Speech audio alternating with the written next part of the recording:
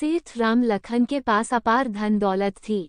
उसे हर तरह का आराम था, लेकिन उसके मन को शांति नहीं मिल पाती थी। हर पल उसे कोई न कोई चिंता परेशान किए रहती थी।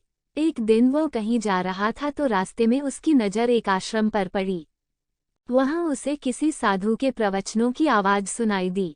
उस आवाज से प्रभावित होकर राम लखन आश्रम के अंदर गया और बैठ गया।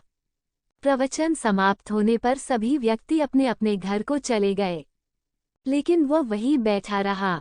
उसे देखकर संत बोले, कहो, तुम्हारे मन में क्या जिज्ञासा है जो तुम्हें परेशान कर रही है? इस पर राम लखन बोला, बाबा, मेरे जीवन में शांति नहीं है। ये सुनकर संत बोले, घबराओ नहीं, तुम्हारे मन की सारी अशांति अभी दूर हो जाएगी। तुम आंखें बंद करके ध्यान की मुद्रा में बैठो। संत की बात सुनकर ज्यों ही अमीरचंद ध्यान की मुद्रा में बैठा, त्यों ही उसके मन में इधर उधर की बातें घूमने लगी और उसका ध्यान उचट गया। सेठ बोला, चलो जरा आश्रम का एक चक्कर लगाते हैं। इसके बाद वे आश्रम में घूमने लगे। राम लखन ने एक सुंदर वृक्ष देखा तथा उसे हाथ से छुआ। हाथ लगाते ही उसके हाथ में एक कांटा चुभ गया और सेठ बुरी तरह चिल्लाने लगे। ये देखकर संत वापस अपनी कुटिया में आए। कटे हुए हिस्से पर लेप लगाया। कुछ देर बाद वह सेठ से बोले, तुम्हारे हाथ में जरा सा कांटा चुभा तो तुम बेहाल हो गए।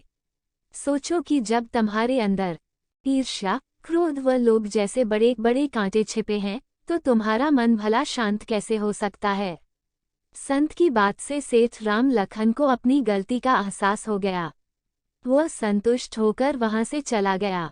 उसके बाद सेठ राम लखन ने भी ईर्ष्या, लोभ और क्रोध, मोह माया का भी त्याग कर दिया।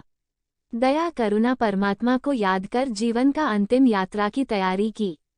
इस कहानी से हमें ये शिक्षा मिलती है कि ईर्ष्या, क्रोध, लोभ इस जीवन के तो कांटे हैं, ये परमात्मा से मिलन के बीच भी कांटे हैं।